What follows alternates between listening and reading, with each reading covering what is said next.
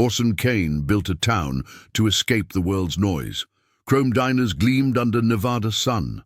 Neon signs flickered in perfect 1950s nostalgia.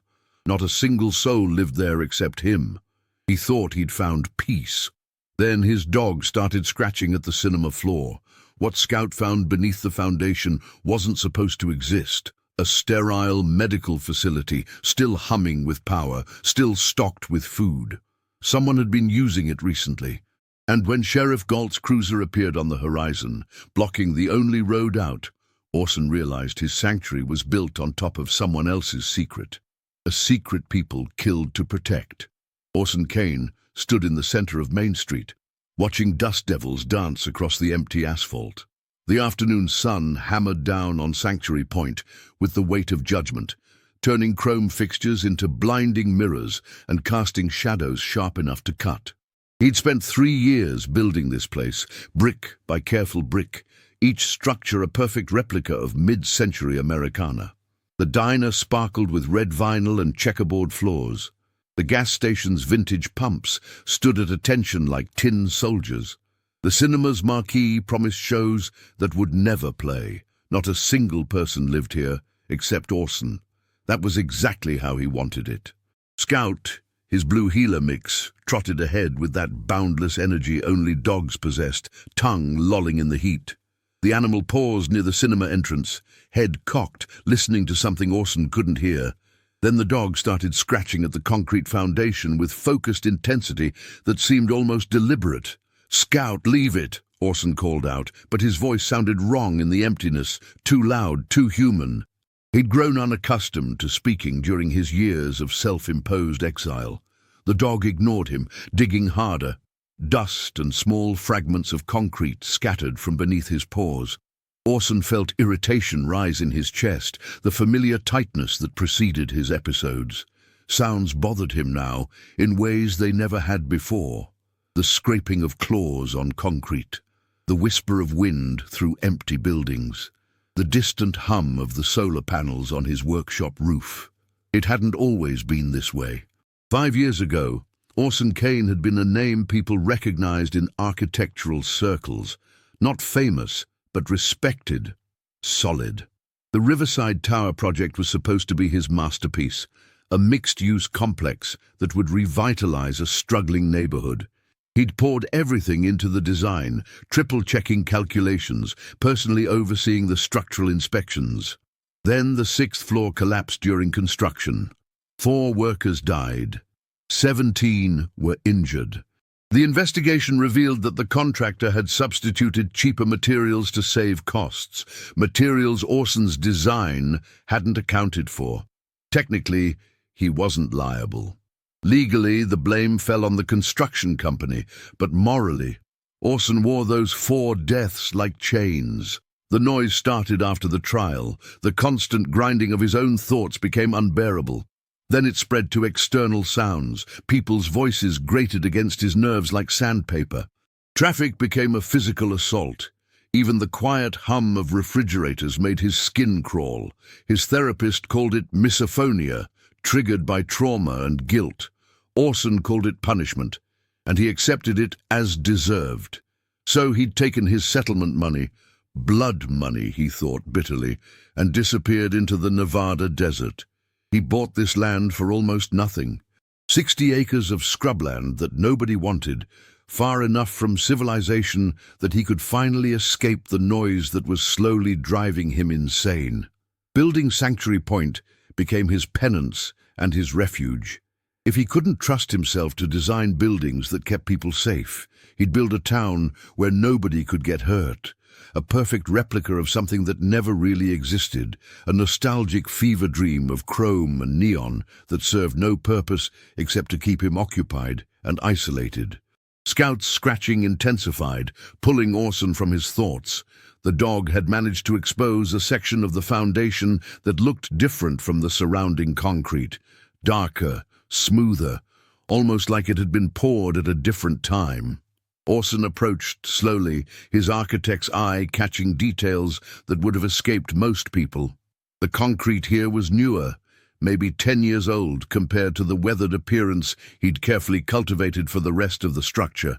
The cinema was the last building he'd constructed, and he'd been so focused on the exterior that he'd barely examined the foundation he'd built upon. He'd assumed it was an old structure, maybe a storage facility or a ranch house foundation from decades past. The land's history was murky. Previous owners had come and gone, none staying long. He'd never questioned why. Scout had created a small hole in the newer concrete, and now the dog was whining, his tail stiff with alertness. Orson knelt beside him, running his hand over the exposed area. His fingers found what Scout had discovered, a seam. Not a crack from settling or age, but a deliberate seam, as if this section was designed to be removed. A maintenance hatch. Orson sat back on his heels, his mind racing through possibilities. Underground storage? Utilities? But the solar panels and well water meant he had no connections to any grid. He'd deliberately designed Sanctuary Point to be completely self-sufficient. He should leave it alone. Whatever was down there was someone else's business, someone else's past. He'd bought the land fair and square, but that didn't mean he owned its secrets. But curiosity gnawed at him with the same persistence Scout showed toward the concrete. Orson was an architect. Understanding structures, understanding how things fit together, was coded into his DNA. Besides, if there was something unstable beneath his cinema, he needed to know about it. The irony wasn't lost on him, still obsessed with structural integrity, even after everything. "All right," he muttered to Scout. "Let's see what you found." Orson returned to his workshop, a converted trailer on the edge of Sanctuary Point, and gathered tools. A sledgehammer, a pry bar, a heavy-duty flashlight.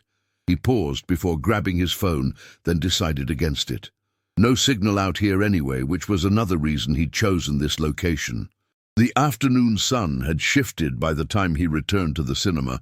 Scout waited by the hole, ears perked forward, every line of his body tense with anticipation. Orson positioned the pry bar in the seam and applied pressure. The concrete resisted at first, then suddenly gave way with a sound like a sigh. The hatch was heavier than he expected, reinforced with steel beneath the concrete disguise. As he lifted it, hinges he hadn't seen began to move, smooth and well-maintained, despite years of apparent disuse. No rust, no squeaking. Someone had kept this mechanism in working order. Cool air rushed up from below, carrying with it the sterile smell of recycled air and something else, something chemical and clean that reminded him of hospitals. The darkness below was absolute, untouched by the harsh desert sun. Orson clicked on the flashlight and aimed it into the opening. The beam revealed a metal ladder descending into what appeared to be a concrete shaft. The walls were smooth, professionally finished, painted an institutional white that seemed to glow in the flashlight's beam. This wasn't an old storage facility. This was something purpose-built, something recent, something hidden. Every instinct screamed at him to close the hatch and pretend he'd never found it.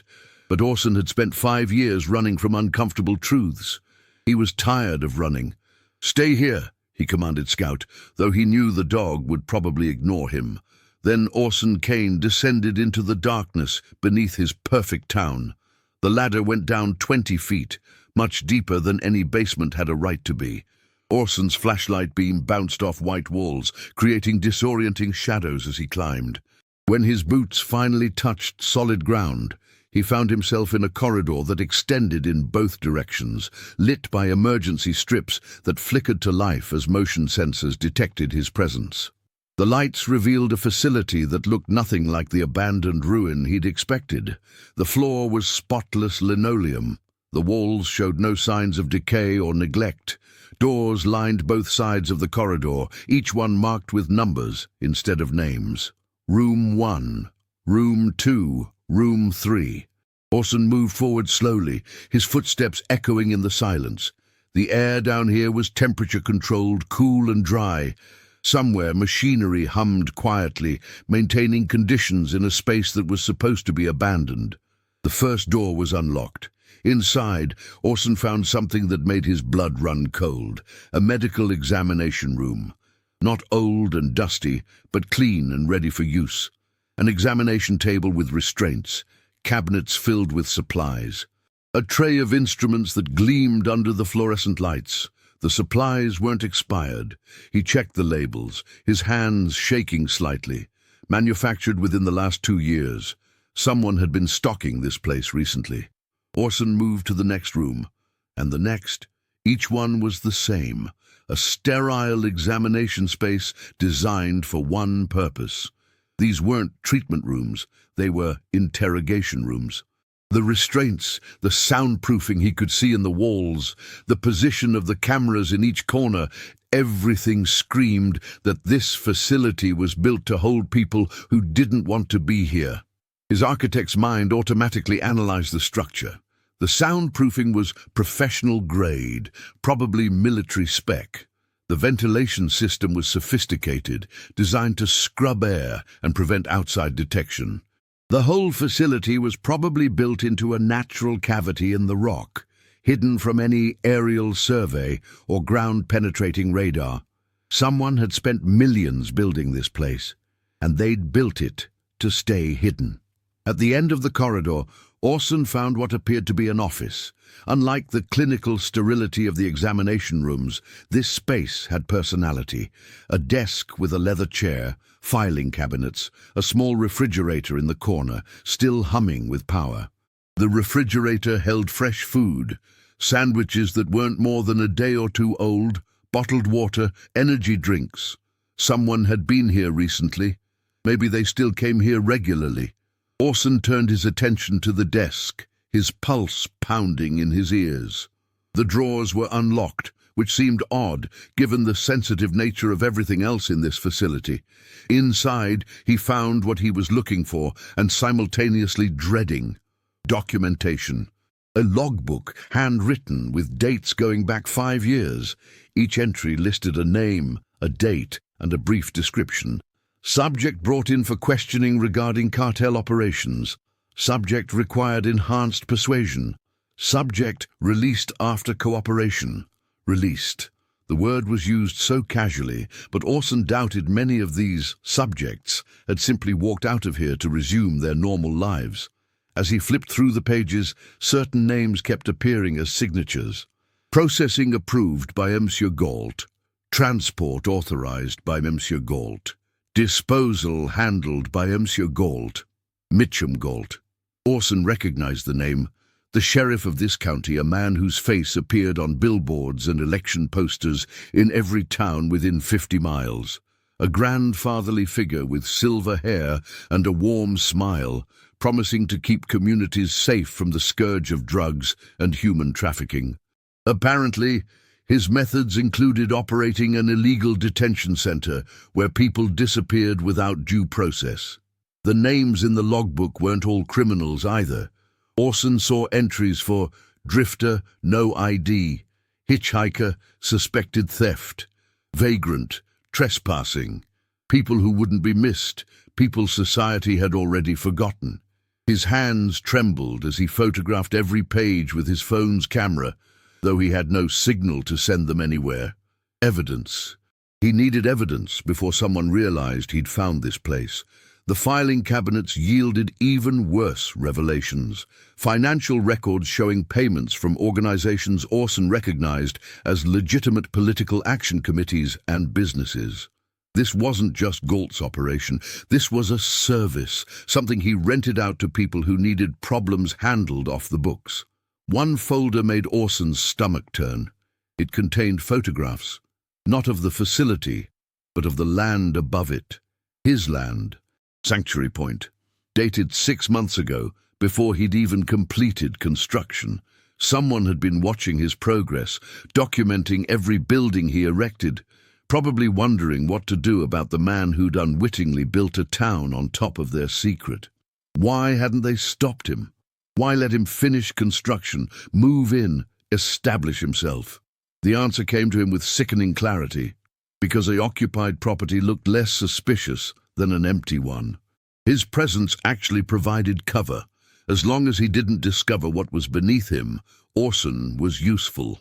His perfect replica town drew what little attention this area received, making people think the land was just some rich eccentric's hobby project.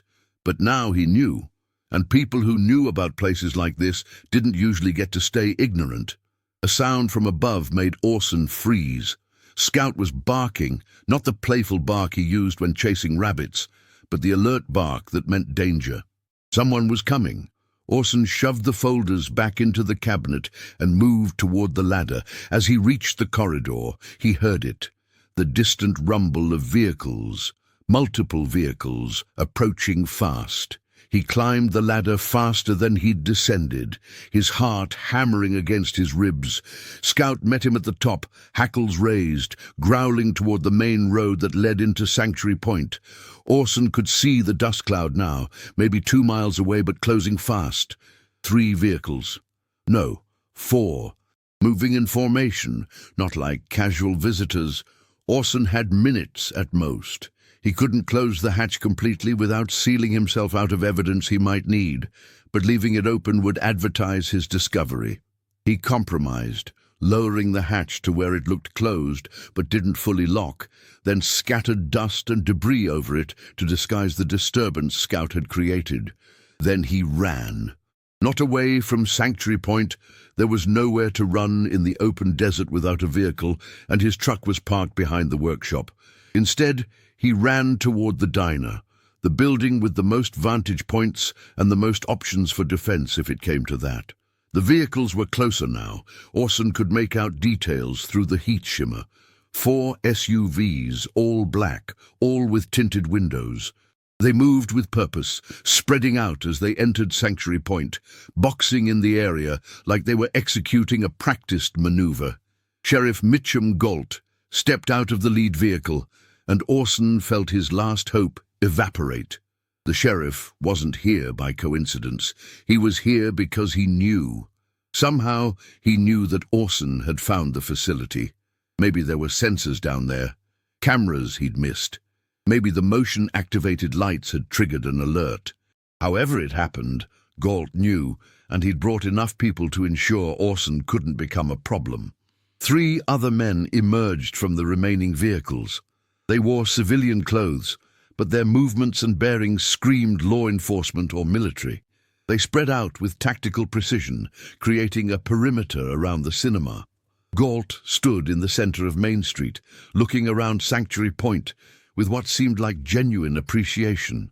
Even from this distance, Orson could see the smile on the sheriff's face, not threatening, not angry, just amused. "Mr. Kane!" Galt's voice carried easily across the empty town, amplified by the acoustics Orson had accidentally created. "I know you're here. I saw your truck. No need to hide. I just want to talk." Orson pressed himself against the diner's back wall, mind racing through options. He could try to reach his truck, but they'd see him cross the open ground.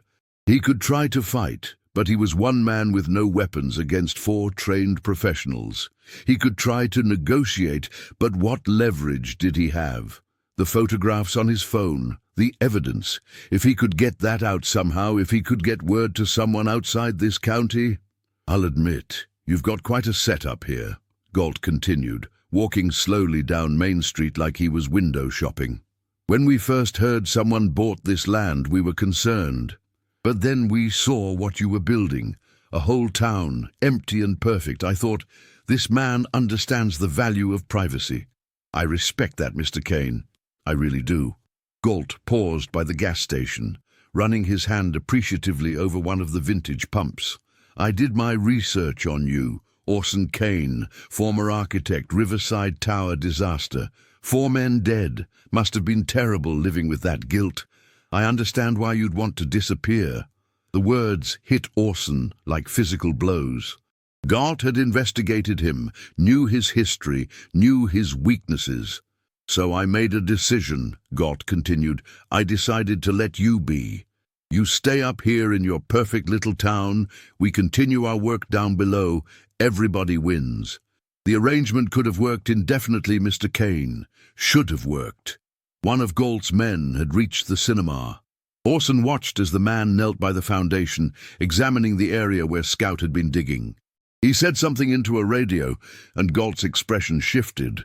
The grandfatherly warmth disappeared, replaced by something cold and calculating. "But you couldn't leave well enough alone, could you?" Galt's voice had lost its friendly tone. "Had to go digging, had to see what was down there, had to turn a simple, mutually beneficial situation into a problem." Galt pulled out his own radio. "Secure all exits. Nobody leaves Sanctuary Point until we've resolved this situation." The three men moved with practiced efficiency, positioning themselves at strategic points around the town. One at the main road, one at the workshop where Orson's truck was parked, one maintaining watch on the cinema entrance. Orson was trapped in his own creation. "Here's what's going to happen," Galt announced, and now he was walking toward the diner, toward Orson's hiding spot. "You're going to come out. We're going to have a conversation. And we're going to reach an understanding about what you saw, and more importantly, what you're going to do with that information." Scout pressed against Orson's leg, silent now, but trembling with tension. The dog sensed the danger, sensed that the man approaching was a threat to his owner. Orson's mind raced through everything he knew about the facility below, the evidence he'd photographed, the names in the logbook. The financial records proving this operation went far beyond one corrupt sheriff. If Galt made him disappear, all of that disappeared with him. Unless the ham radio in his workshop. Orson had installed it months ago, mainly to listen to weather reports and feel some connection to the outside world without actually having to interact with people. It was old-school technology, the kind that didn't rely on cell towers or internet connections. If he could get to it, if he could broadcast a distress signal, someone might pick it up. It was a desperate plan. But Orson was a desperate man. "I'll give you 1 minute to show yourself, Mr. Kane," Galt called out. He'd reached the diner entrance, standing in the doorway, silhouetted against the harsh sunlight. "After that, my patience runs out. And trust me, you don't want that."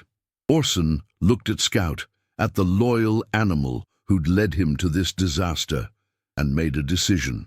He couldn't fight, he couldn't run, but maybe he could buy time. He stood up, hands raised, and stepped into view. "I'm here." Galt's smile returned, but it never reached his eyes. "There you are. See, that wasn't so hard. Now, why don't you come out here where we can talk like civilized people?" Orson walked slowly toward the diner entrance, Scout staying close to his heel. Every step felt like it might be his last. But as he moved, his eyes catalogued everything around him. The chrome counters he'd installed, the electrical wiring he'd run himself, the propane lines feeding the vintage stove. He'd built this place. He knew every inch of it. And if Galt thought he could just march in and take control, the sheriff was about to learn that architects don't just build structures, they build weapons. Orson stepped out of the diner into the punishing afternoon sun, hands still raised, Scout pressed against his leg.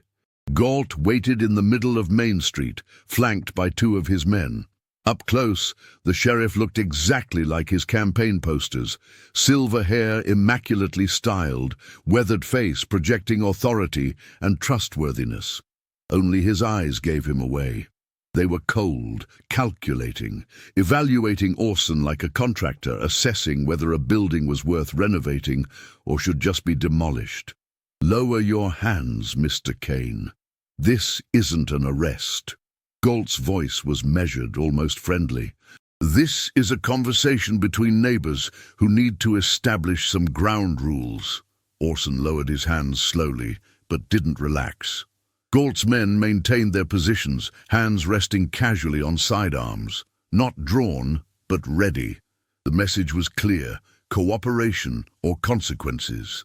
"You've built something impressive here," Galt continued, gesturing at the surrounding buildings. "Authentic, down to the smallest detail. Must have cost a fortune, must have taken considerable skill." "What do you want, Sheriff?" "Direct. I appreciate that." Galt took a step closer.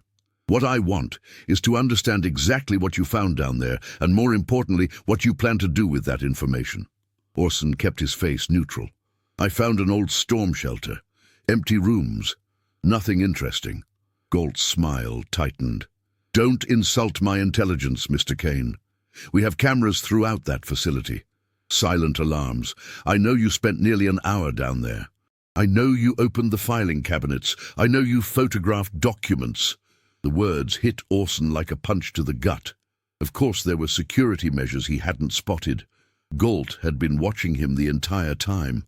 The phone, Galt said, extending his hand. Give it to me and we can discuss how to move forward from here. Orson's hand instinctively went to his pocket, fingers closing around the phone. It was his only leverage, the only thing keeping him alive. If he gave it up, Galt had no reason to keep him breathing. And if I refuse, then this conversation becomes significantly less pleasant. Galt's voice remained calm, but something shifted in his posture. I've been doing this a long time, Mr. Kane. I've dealt with much more difficult situations than one former architect who stumbled onto something he shouldn't have seen. The question is whether you're smart enough to recognize when you're outmatched. One of Galt's men had circled around behind Orson. Scout growled low in his throat, picking up on the threat. Orson felt the walls closing in, felt the same trapped sensation he'd felt after Riverside Tower collapsed, after the lawyers and investigators had dissected every decision he'd made. But this was different. Then he'd been guilty of negligence, of trusting the wrong people. Now his only crime was discovering the truth. The people in that logbook, Orson said quietly. The ones you processed, where are they now? Galt's expression didn't change. That's need-to-know information, and you don't need to know. They're dead, aren't they? All of them. Some of them probably are, Galt admitted with the casual indifference of someone discussing weather. Some are in prison, where they belong. Some disappeared back into whatever holes they crawled out of. The specifics don't matter. What matters is that dangerous people were removed from society before they could hurt innocent civilians. You don't get to make that call, Orson said, his voice rising despite his better judgment. You don't get to decide who lives and dies, who disappears, who... Yes, I do. Galt's voice cut through Orson's protest like a knife. I've been making those calls for 20 years, and this county is safer for it. The courts let criminals walk on technicalities. Federal agencies are hamstrung by oversight and politics. Someone has to protect good people from bad people. And if that someone has to get their hands dirty, so be it. You're not protecting anyone. You're running a torture chamber for profit. Profit? Galt laughed, genuinely amused. You think this is about money? Look at me, Mr. Kane. I'm 60 years old. I'm past retirement age. I could be fishing, spending time with grandkids. But I'm still here because someone has to be. He gestured at the desert surrounding them. You see those mountains out there? Beautiful, aren't they? 20 years ago, this county was drowning in drug trafficking. Cartels used our roads as highways, our abandoned buildings as stash houses. People were dying. Children were dying, and the law couldn't do a damn thing about it because these criminals knew how to work the system. Galt's voice took on an almost evangelical fervor. So I built a system they couldn't work. A place where the rules were mine, where justice could actually be served. And yes, sometimes that meant crossing lines. But every person who went through that facility deserved to be there. Every single one. Orson felt sick. Galt actually believed what he was saying. In his mind, he was the hero, the protector, the necessary evil. And the financial records? Orson pressed. The payments from political action committees, the corporate sponsors, they all think they're supporting justice too. For the first time, Galt's composure cracked slightly. The world is complicated, Mr. Kane. Good work requires resources. Discretion costs money. The people who benefit from a safe, stable society understand that and contribute accordingly. There's nothing wrong with that. Except it's illegal. Except it's murder. It's survival. Galt stepped even closer, close enough that Orson could see the lines etched deep in his face, the result of years of stress and secrets. You want to talk about murder? Let's talk about the 4 men who died in Riverside Tower. Let's talk about the families destroyed because you signed off on a design without personally verifying every single material. Were you prosecuted? No. Did you face consequences? Not really. You ran away and built yourself a fantasy town in the desert. The words struck home, dredging up the guilt Orson had tried to bury. That's different. Is it? You made a mistake. People died, and you escaped real punishment. I'm just doing the same thing on a larger scale, except I don't run away from it. I own it. Orson's hands clenched into fists. Part of him wanted to believe Galt was wrong, that there was no comparison between an accidental tragedy and deliberate murder. But another part, the part that had driven him to this isolated hell, whispered that maybe Galt was right. Maybe they were both monsters, just wearing different masks. Scout's sudden bark shattered the moment. The dog was staring toward the perimeter, hackles raised, growling at something Orson couldn't see. One of Galt's men spoke into his radio, then called out, "Sheriff, we've got a vehicle approaching, single occupant." Galt's expression hardened. "I'm not expecting anyone." "Block the road." Through the heat shimmer, Orson saw a dusty jeep approaching Sanctuary Point. It slowed as it reached the checkpoint where one of Galt's men had positioned himself, but it didn't stop. The driver honked, waving as if this were a casual social call. "Who the hell is that?" Galt muttered. The jeep pulled to a stop about 50 yards away, and a woman stepped out. She was in her late 30s, dressed in dusty jeans and a faded t-shirt, with dark hair pulled into a practical ponytail. She approached with the confident stride of someone who either didn't recognize danger or didn't care about it. "Sheriff Galt," she called out cheerfully, "didn't expect to find you out here. What brings you to Mr. Kane's property?" Galt's jaw tightened. "Dr. Corves, this is official business. You need to leave." Dr. Corves. The name triggered a memory. Orson had seen it in some of the local news articles he'd scanned when first moving to the area. A forensic anthropologist who'd made waves by challenging the county's official statistics on missing persons. Official business? Elena Corves looked around Sanctuary Point with exaggerated curiosity. "Funny, I don't see any crime scene tape. I don't see any warrants being served, just you and some friends having a chat with Mr. Kane." She turned her attention to Orson. "You are Mr. Kane, right? The guy who built this whole town?" Orson nodded, not trusting himself to speak.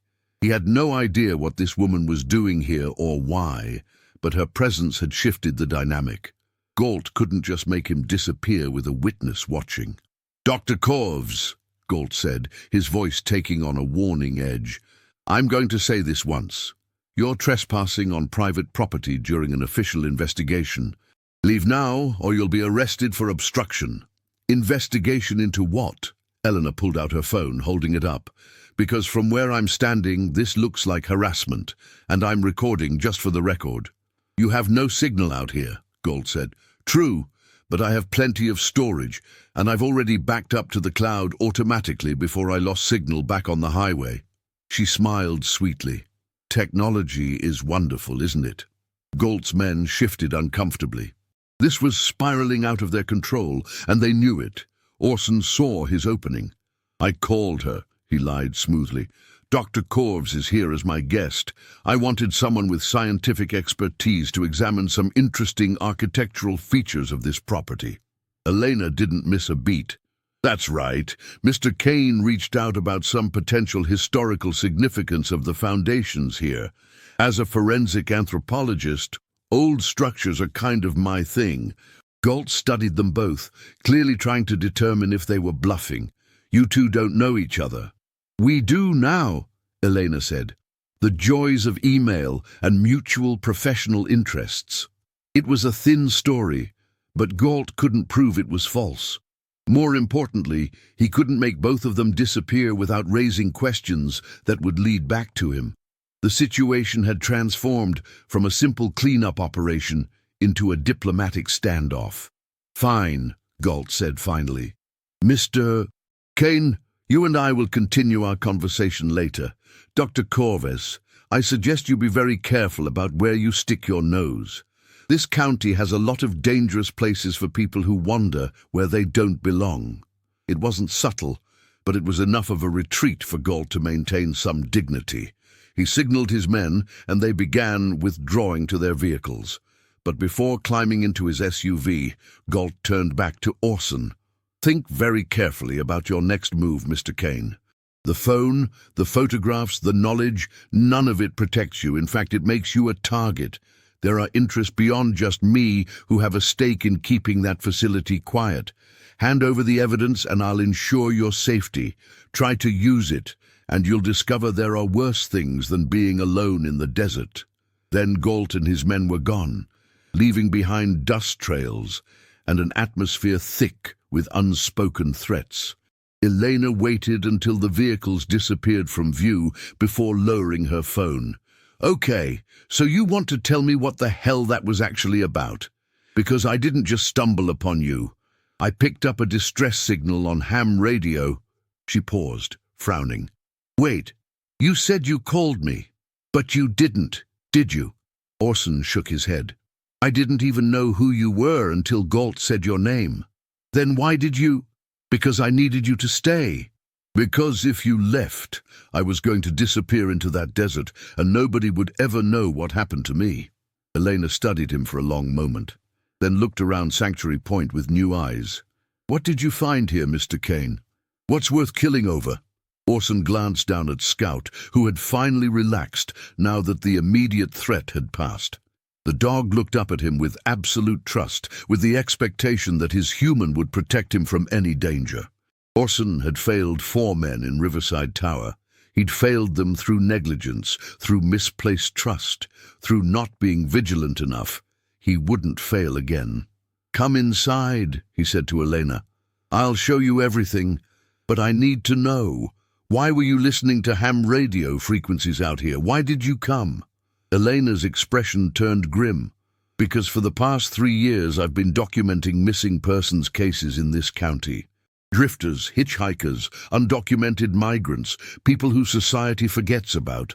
The official numbers say they move on, that they're somewhere else, living their lives, but the statistics don't add up.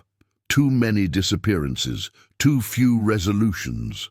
She met his eyes. "I've been trying to prove that Sheriff Mitchum Galt is making people disappear. I just never had any evidence. Until about an hour ago, when I picked up what sounded like someone in distress broadcasting coordinates that put them right in the middle of nowhere, Nevada." "I didn't send that signal," Orson said. "Then who did?" The question hung in the air between them, unanswered. Because if Orson hadn't sent the distress signal and Eleanor hadn't been called, that meant someone else knew about the facility. Someone else was down there. Someone who was still alive and desperately trying to get help. Orson looked toward the cinema, toward the hidden entrance to the facility below. "We need to go back down there." "Are you insane?" Elena asked. "Galt will come back, probably with more people." "I know. That's why we need to move fast." Scout barked once, sharp and insistent, then started running toward the cinema. The dog knew something they didn't, sensed something that human instincts couldn't detect. Orson followed his dog toward the hidden horrors beneath Sanctuary Point, and Dr. Elena Corvus, despite every survival instinct screaming at her to drive away and never look back, followed too, because some truths, once glimpsed, demanded to be exposed. The hatch lifted easier the second time, as if the machinery below recognized Orson's touch. Elena stood beside him, staring down into the illuminated shaft with an expression caught between scientific curiosity and visceral dread. "Jesus Christ," she whispered. "How deep does this go?" 20 feet to the first level, Orson said, starting down the ladder. "I don't know if there are other levels below that. I didn't have time to explore everything before Galt showed up." "And you're sure about the signal? Someone down there is alive?" "Scout heard something. I trust him more than I trust most people." Eleanor watched as Scout waited patiently by the hatch, whining softly. "He's not coming down. He knows better than to follow me into closed spaces. He'll keep watch up here. Warn us if anyone approaches." Elena took a deep breath, then started down the ladder after Orson. Her boots clanged against the metal rungs, each sound echoing down the shaft in a way that made Orson's misophonia flare. He gritted his teeth and forced himself to focus on the task at hand. The emergency lights flickered on as they reached the corridor, bathing everything in harsh fluorescent white. Elena froze, taking in the clinical sterility of the space, the numbered doors, the obvious purpose of the facility. "This is a black site," she said quietly. "I've read about these, suspected they existed, but seeing one—" "The logbook is in the office," Orson said, "along with financial records and enough documentation to implicate dozens of people. But first, we need to find whoever sent that signal." They moved down the corridor, checking each room. Most were empty, showing signs of hasty evacuation. Cabinets left open, supplies scattered, computers removed, but their cables still trailing across desks. Galt and his people had been in the process of cleaning this place out when Orson interrupted their timeline. But in the 8th room, they found something that stopped them both cold. A man sat on the floor, back against the wall, wrists rubbed raw from restraints that had been cut off. He was in his 40s, Hispanic, wearing clothes that had once been nice, but were now torn and filthy. When he saw Orson and Elena, his eyes widened with a mixture of hope and terror. "Please," he said, his voice hoarse from disuse, "please tell me you're not with them." Elena was beside him in an instant, her professional instincts overriding her fear. "We're not. My name is Dr. Elena Corvus. This is Orson Kane. The property above belongs to him. We're not here to hurt you." "Were you the one who sent the distress signal?" Orson asked. The man nodded weakly. "I found a radio in the office. They left it behind when they evacuated. I didn't think anyone would hear it. I didn't think anyone was looking." "How long have you been down here?" 3 weeks, maybe 4, I lost track." His voice cracked. "They kept asking me questions about business associates, about money transfers. I didn't know anything. I kept telling them I didn't know anything, but they didn't believe me." Elena was examining his injuries with gentle, practiced hands. "You need a hospital. You're dehydrated, possibly suffering from infections. Can you walk?" "I think so. They stopped coming 2 days ago, left me food and water, like they were planning to come back, but something stopped them." He looked at Orson. "That was you, wasn't it? You're why they left." Orson nodded. "I found this place yesterday. Galt knows I have evidence. He's deciding what to do about it." "Galt!" The man spat the name like poison. "He's the one who brought me here.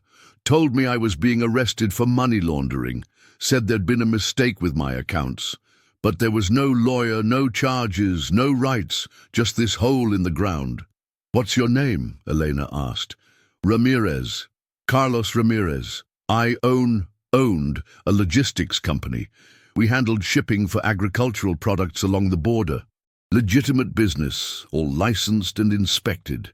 But some of our clients apparently had cartel connections we didn't know about. When the feds started investigating, Galt told me he could make it go away, could protect me from federal prosecution.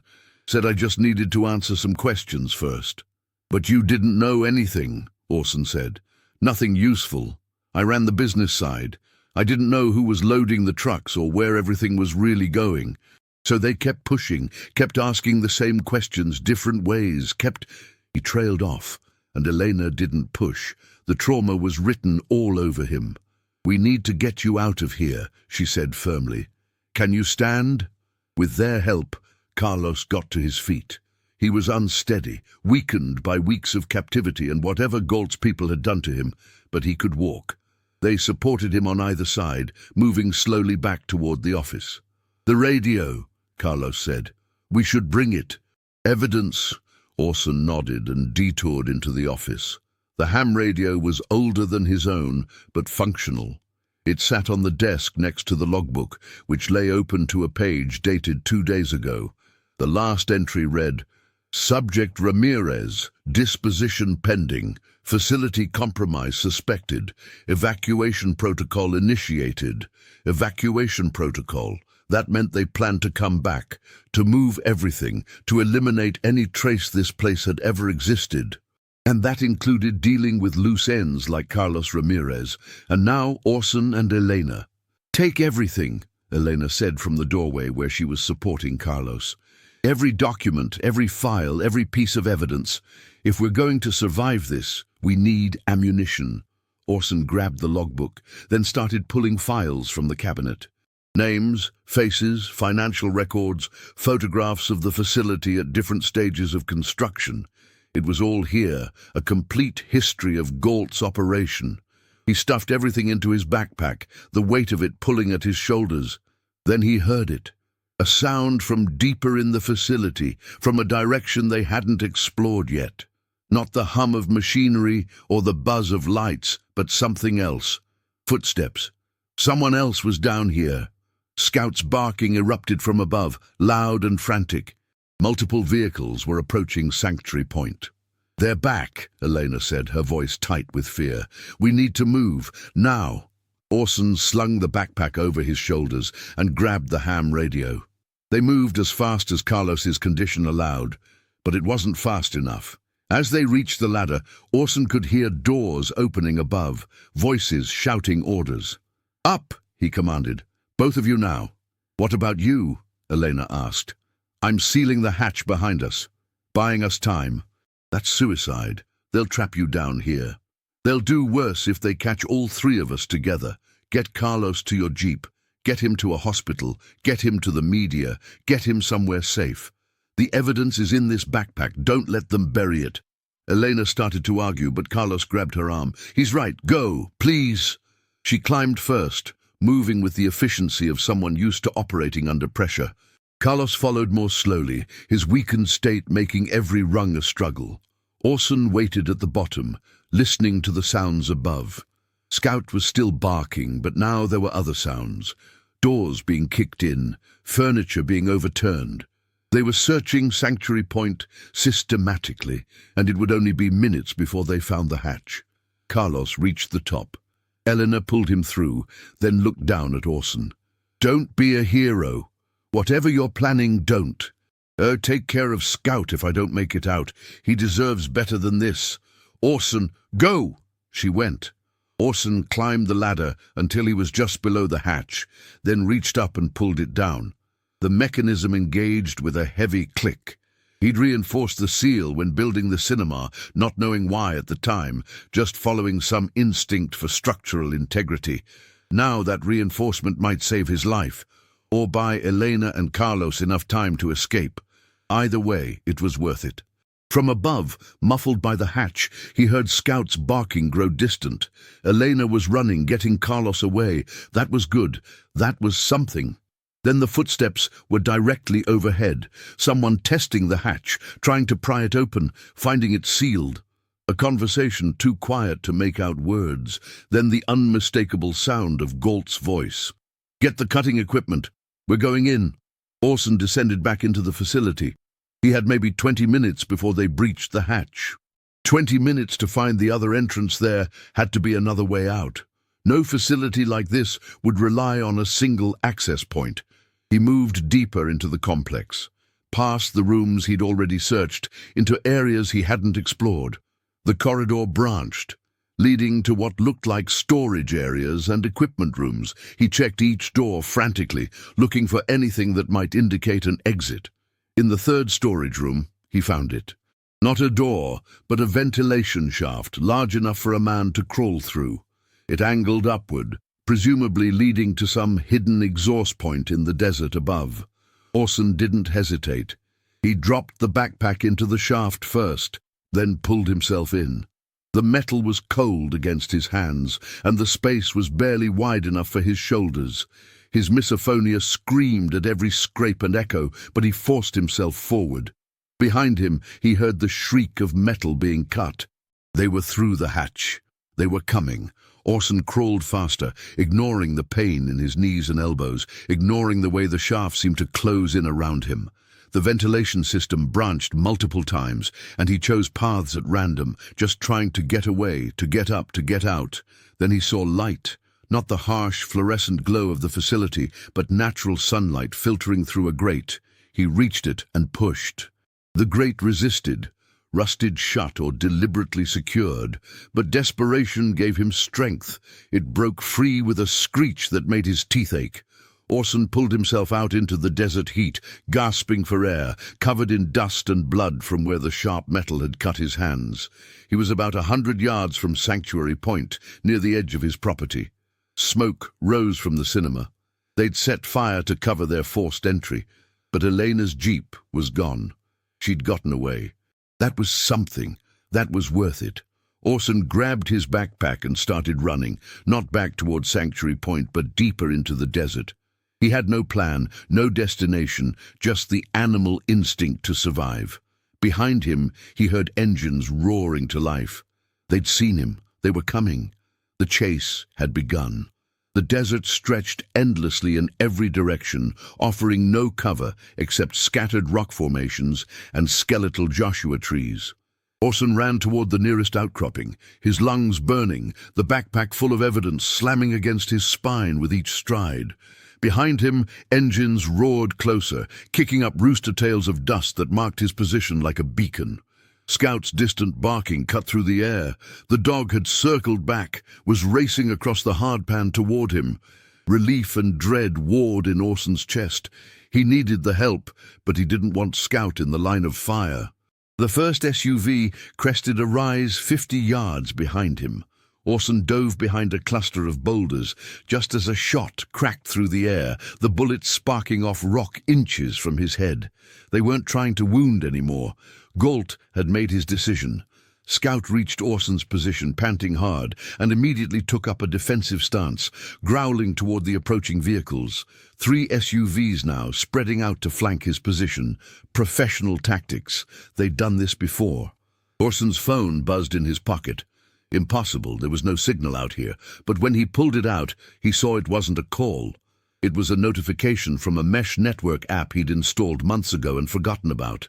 Someone else nearby had the same app, and it was allowing direct device-to-device communication. The message read, "Stay low, extraction coming, 10 minutes. EC, Elena." She hadn't run. She'd gotten Carlos to safety and come back. Orson didn't know whether to be grateful or furious. The SUVs stopped at a tactical distance, using their vehicles as cover. Galt emerged from the lead vehicle using a bullhorn. "Mr. Kane, this ends one of 2 ways. You hand over that backpack and walk away, or my men come get it and you don't walk away at all. Your choice."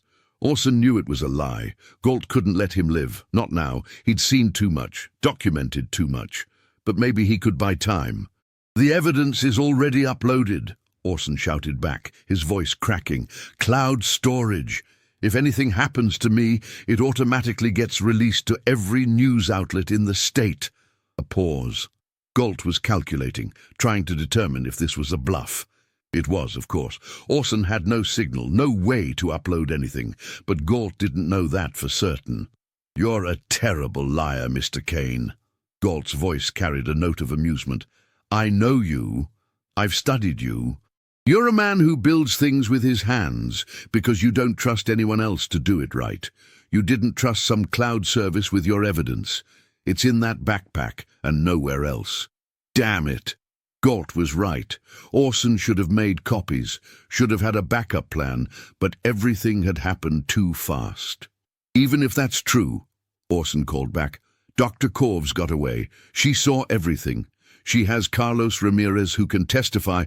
"Doctor, Corv's never left Sanctuary Point," Galt interrupted, and Orson's blood ran cold. "We have her and Mr. Ramirez secured. They're currently enjoying the hospitality of one of our secondary facilities. So you see, Mr. Kane, you're not buying time for rescue. You're just prolonging the inevitable." No, Elena had messaged him. She was coming. Unless they'd taken her phone, unless this was a trap to make him reveal his position. Orson looked at his phone again. The mesh network showed 2 active nodes, his phone and one other moving toward his location from the west. Either Elena was really coming or Galt's people were triangulating his position. Scout growled low, not toward Galt's men, but toward the west. The dog's ears were pinned back, his body tense. Something was approaching, and Scout wasn't sure if it was friend or foe. "Last chance, Mr. Kane." Galt's patience was wearing thin. 30 seconds, then we come get you. Orson made a decision. He pulled the logbook from the backpack and tore out several pages, stuffing them into his shirt. Then he scattered other documents around the rocks, weighing them down with stones. If Galt took the backpack, at least some evidence would survive. The documents he kept were the most damaging. The financial records linking Galt to organized crime, the photographs of politicians visiting the facility, the page from the logbook listing disposals with dates and coordinates. Evidence that could bring down not just Galt, but an entire network. A vehicle appeared from the west, Elena's Jeep, driving erratically, pursued by a fourth SUV that Orson hadn't seen before. She wasn't coming to rescue him. She was leading more of Galt's people straight to his position. "Weapons down!" Galt shouted to his men. "I want clear shots when—" The explosion cut him off. The Jeep detonated in a fireball that sent the pursuing SUV careening off course. But it wasn't Elena's Jeep that exploded. It was the SUV. Elena had somehow rigged a trap, and the pursuers had driven right into it. Her Jeep skidded to a stop between Orson's position and Galt's men, and Elena emerged with something that definitely wasn't legal for civilians to own. A rifle with a scope that suggested she'd had a very different kind of career before becoming a forensic anthropologist. "New deal, Sheriff," she shouted, her voice carrying across the desert. "You let us leave, or I start putting holes in very expensive law enforcement vehicles. And unlike Mr. Kane, I'm not a terrible liar." The evidence really is uploaded to my university's private server, to 3 different news organizations, and to the FBI's anonymous tip line. Time-locked release set for midnight tonight unless I enter the cancel code. Galt's men had their weapons up, but Elena had cover and high ground. Mexican standoff. "You're bluffing," Galt called out, but his voice lacked conviction. "Am I? Your boy Rodriguez there, the one standing by the driver's side door. He's got a distinctive tattoo on his right forearm, barbed wire with a skull. Very artistic. Want to know how I know that? Because it's in one of the photos Mr. Kane took. Photo of Rodriguez escorting a subject into the facility. Subject who later turned up dead in a arroyo, officially ruled as an overdose. Orson saw Rodriguez flinch, saw him unconsciously cover his forearm. Elena had done her homework impossibly fast. "I've got 23 photographs that place your people at crime scenes," Elena continued. "I've got financial records showing payments from Judge Morrison's campaign fund. I've got coordinates for 6 burial sites, and I've got Carlos Ramirez, who is currently giving a statement to a federal agent in a very public coffee shop in Reno." "You said you had Ramirez secured," Orson muttered toward Galt's position. Galt ignored him, his focus entirely on Elena. "If you release that evidence, you'll cause panic. You'll compromise ongoing investigations. You'll endanger innocent people whose names appear in those files for legitimate reasons." "Then I guess you better let us walk away," Elena said, "because I've got nothing to lose, Sheriff. You already destroyed my reputation when I started asking questions about missing persons. You got me fired from 2 universities. You made sure no legitimate institution would hire me, so now I'm just a crazy lady with a rifle and a grudge. What's the worst you can do to me that you haven't already done?" The standoff held for 5 heartbeats. 10. Orson could see the calculation happening behind Galt's eyes. The sheriff was weighing risks, trying to determine if he could eliminate both Elena and Orson before she could send the evidence, if he could spin the narrative to make himself the victim. Then Scout made the decision for everyone. The dog bolted from cover, running straight at Galt with teeth bared. It was a suicide run. Rodriguez already had his weapon trained, but it created chaos. Orson didn't think. He ran toward Elena's Jeep, while Galt's men were distracted. Elena provided covering fire, not hitting anyone, but forcing them to take cover. Orson dove into the passenger seat, Scout leaping in behind him. "Go, go, go!" Elena floored it, the Jeep's tires spinning in the loose dirt before finding purchase. Bullets sparked off the rear bumper, shattered the back window, but they were moving, accelerating toward the highway. "Carlos!" Orson gasped. Safe! Really in Reno! Really talking to feds! I didn't lie about that part. Elena's knuckles were white on the steering wheel. The evidence being uploaded? Total bluff. I barely had time to grab him and get clear before coming back for you. Then we need to upload it now. Actually do what you said. Working on it. There's a truck stop about 20 miles north. They have Wi-Fi.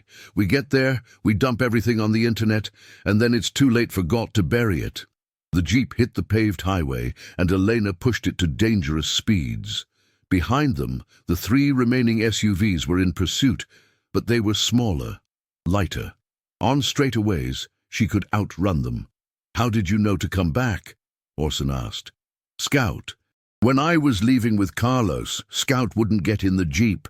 He kept running back toward the cinema, barking. Dogs know things, Mr. Kane. I wasn't going to ignore him. Orson reached back and grabbed Scout's head, scratching behind his ears. The dog was panting, exhausted, but his tail wagged. He'd saved his human. That's what mattered. The explosion, Orson said. How? I told you I used to have a different career. Elena's smile was grim. Before forensic anthropology, I was EOD, Explosive Ordnance Disposal, military, did 3 tours in Iraq. I got very good at improvising destructive devices from ordinary materials. Gas line from your fake gas station, ammonium nitrate from the fertilizer in your workshop, and a cell phone as a detonator, basic but effective. You went back to Sanctuary Point. Had to, needed materials. Plus I grabbed something else from your workshop. She jerked her thumb toward the back seat. That ham radio of yours. More powerful than the one Carlos was using, better range. Why does that matter? Because we're about to use it. The truck stop appeared ahead, a beacon of fluorescent light in the gathering dusk. Elena pulled in, parked away from other vehicles, and grabbed the ham radio. She switched it on, cycled through frequencies, and then began broadcasting. This is an emergency transmission. My name is Dr. Elena Corvès. I'm broadcasting coordinates to an illegal detention facility operated by Sheriff Mitchum Galt of Carson County, Nevada.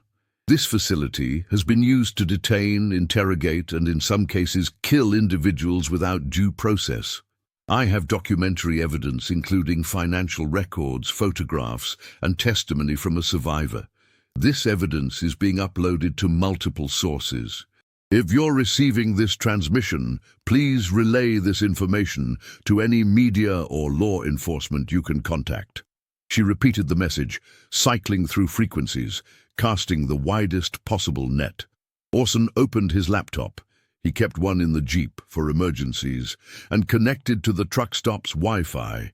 The passwords Elena had bluffed about became reality as he created accounts on every file-sharing service he could think of, uploading scans of the documents. The SUVs pulled into the parking lot 15 minutes later. Galt and his men emerged, weapons drawn but hesitant. Too many witnesses now. Too many truckers with phones filming the confrontation. Elena kept broadcasting while Orson kept uploading. The evidence was flowing out into the world, becoming unstoppable. Galt approached slowly, hands visible, trying to look like a reasonable lawman dealing with dangerous criminals. But the mask was cracking.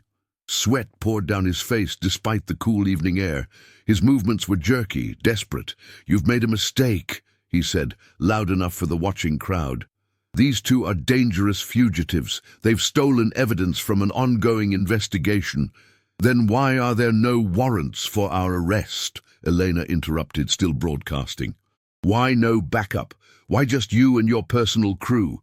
A trucker called out, "I'm recording this. It's already on Facebook." Another, "Me too, live streaming." Galt's expression crumbled. He understood what was happening.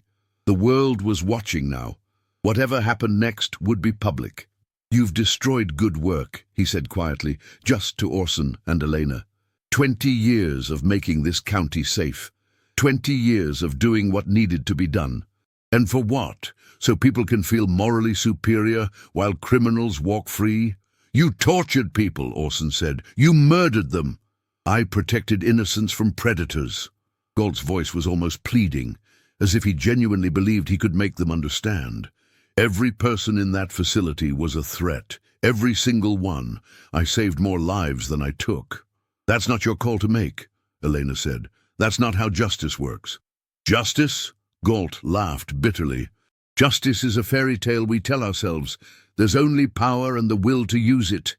I had both. I used them. And this county was better for it. Sirens approached in the distance. Real police, state troopers responding to the emergency broadcasts. Galt heard them too. His hand drifted toward his sidearm. Don't, Elena warned. You don't get to be a martyr. You get to face trial. You get to answer for what you did. For a moment, Orson thought Galt would draw anyway, would force a shootout that would end with him dead and somewhat vindicated in his own twisted narrative. But then the sheriff's shoulders sagged. The fight went out of him. He raised his hands as the state police vehicles surrounded the truck stop. The arrest happened quickly. Galt and his men were separated, cuffed, read their rights. Other officers took statements from Orson and Elena, seized the evidence, secured the scene. It was organized chaos, but it was official chaos. The law was working. A state police captain named Reeves took personal charge of Orson and Elena. He listened to their story, examined the preliminary evidence, and then made a phone call that lasted 10 minutes. When he hung up, his expression was grave. "This is bigger than we thought," he said. "The FBI wants jurisdiction. So does the Justice Department. What you found, Dr. Corves, Mr. Kane, this is going to shake a lot of people." "Good," Elena said. "You'll both need protection. Witness security. There are going to be people who want to silence you." "How long?" Orson asked. "Months, maybe years, until the trials are done, until everyone involved is arrested." Reeves paused. "I won't lie to you. Your lives as you knew them are over, but you did the right thing. You saved lives. Mr. Ramirez is already talking about others who disappeared, helping us identify burial sites. You've given those victims' families closure." Orson looked at Scout, who was sleeping fitfully in the jeep, exhausted from the day's events. The dog had been through hell and stayed loyal, just like Elena, who'd risked everything for people she barely knew. "What happens to Sanctuary Point?" he asked. "Crime scene now. It'll be sealed off for months during investigation. Eventually it'll probably be demolished. Can't imagine anyone wanting to live there after this." Orson felt a strange sense of loss. He'd built that place as a refuge, poured his guilt and grief into every structure, and now it would be torn down, remembered only as the cover for a torture chamber. But maybe that was appropriate. Sanctuary Point had been a lie, a fantasy, an attempt to hide from the world.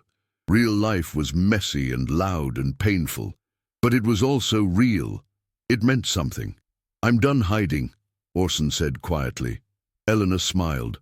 "Good, because I've got about 17 universities who owe me apologies and job offers, and they're going to need a good architect to design their new forensic anthropology centers, someone who understands structure, safety, and the importance of not building on top of horrible secrets. That's a very specific job requirement. I know a guy." 6 months later, the University of Nevada press conference was packed with media. Dr. Elena Corves stood at the podium, composed and professional, fielding questions about her new position as department chair and about the trials that were still ongoing. Orson watched from the back of the room, Scout sitting calmly at his feet. The dog wore a service animal vest now, officially registered for Orson's sound sensitivity issues. Nobody questioned it. Scout had earned his credentials the hard way. The questions eventually turned to Orson. A reporter asked, "Dr. Corves, we understand you've hired Orson Kane, the architect who discovered the Carson County facility, to design your new research center. Given his history with the Riverside Tower collapse, some are questioning that decision. How do you respond?" Elena's expression hardened. "Mr. Kane is the most qualified architect I know. He understands the weight of responsibility that comes with design. He understands what happens when structures fail. And unlike some people, He doesn't run from his mistakes, he learns from them. The research center he's designing will be the safest, most thoughtfully constructed building on this campus. I guarantee it. And what about the psychological impact of discovering the facility? We've heard he's in therapy for... Mr. Kane's medical information is private, Eleanor cut in sharply. What's not private is his courage. He could have stayed silent. He could have walked away. Instead, he risked his life to expose corruption. 23 people have been arrested because of the evidence he preserved. 17 missing persons cases have been solved. Families have closure. That's what you should be writing about. After the press conference, Elena found Orson in the hallway. Sorry about that. Reporters are vultures. It's fine. They're not wrong. I'm in therapy. How's it going? Orson considered. The misophonia hadn't disappeared, but he'd learned to manage it. The guilt about Riverside Tower would probably never fully go away, but he was learning to live with it instead of hiding from it. And the nightmares about the facility beneath Sanctuary Point were gradually being replaced by dreams about the building he was designing. A place dedicated to finding truth, to helping victims, to doing things right. Better, he said. Not perfect, but better. They walked out together into the Nevada sunshine. The campus was alive with noise, students laughing, music playing, construction equipment working on other projects. 6 months ago, Orson would have been overwhelmed. Now he could appreciate it. The noise meant life. It meant people. It meant a world that continued despite its darkness. Scout trotted ahead, tail wagging, comfortable in the chaos. I got a call from Carlos Ramirez yesterday, Elena said. He's testifying again next week, against Judge Morrison this time. Says he wants to thank us in person afterward. He doesn't need to thank us. I know, but he wants to. Some people need closure in person. They reached Orson's truck, a new one, purchased with the consulting fees from 3 different law enforcement agencies who wanted his insights on identifying similar facilities. He'd thought about refusing the money, thought it was blood money just like the Riverside settlement. But Elena had convinced him otherwise. You can't change the past, she'd said, but you can use what you've learned to prevent the future from being just as bad. That's not running away. That's moving forward. Moving forward. Orson was still learning what that meant. As they stood by the truck, Scout suddenly perked up, ears forward, staring intently at nothing visible. Then he relaxed, tail wagging harder. Orson had learned to trust those moments. Scout sensed things humans couldn't, found truths buried beneath comfortable lies. You ever think about what Galt said? Orson asked. About justice being a fairy tale? Eleanor was quiet for a moment. Every day. He wasn't entirely wrong. The system is broken in a lot of ways. Good people suffer. Bad people escape consequences. But the alternative is worse. Galt's alternative was worse. At least with a broken system, there's hope of fixing it. What Galt built couldn't be fixed. It could only be torn down. Orson looked back at the university, at the students passing by, unaware of how close darkness had come to consuming their community. They didn't know about Sanctuary Point, didn't know about the facility beneath it. They got to live in ignorance, in safety, because people like Elena and Carlos had been willing to fight, and people like Orson had been willing to stop running. The new building, he said. I'm thinking of calling it the Ramirez Center, if Carlos agrees. Elena smiled. He'd like that. Scout barked once, sharp and happy, ready to move on to whatever came next. Orson scratched the dog's ears and climbed into the truck. Eleanor waved as he pulled away, already turning back toward the building, toward her work, toward the future she was building from the ashes of corruption. Orson drove through campus, windows down, letting the noise wash over him. It wasn't comfortable yet, probably never would be. But he was learning to live with discomfort, learning that silence wasn't always peace and noise wasn't always pain. The desert stretched ahead, vast and empty and beautiful. Somewhere out there, Sanctuary Point was being demolished. The chrome and neon, the perfect replica of something that never existed, all being torn down and hauled away. The facility beneath was being filled with concrete, sealed forever, a tomb for the horrors that had happened there. But the evidence remained. The truth remained. Justice, imperfect and broken as it was, remained. Orson's phone buzzed with a message from his therapist. Remember to practice the breathing exercises. And remember what we talked about. You can't save everyone, but you can save yourself. You already have. He smiled, typed back a quick acknowledgement and kept driving. Scout settled into the passenger seat, head on the armrest, eyes half closed in contentment. The architect who'd built a town to escape the world had finally rejoined it. Not perfectly, not without scars, but honestly, openly, with a loyal dog and a purpose that meant something. He'd built Sanctuary Point looking for silence, for peace, for escape from the noise of guilt and grief. Instead, he'd found something better, a reason to stay, to fight, to endure the noise because it meant staying connected to something real. The past couldn't be changed. 4 men had died in Riverside Tower, and that would haunt Orson forever. But because of Sanctuary Point, because of what Scout had found beneath it, other deaths had been prevented. Other families got answers. Other victims got justice. It wasn't redemption. Orson didn't believe in redemption anymore, but it was enough. For now, it was enough.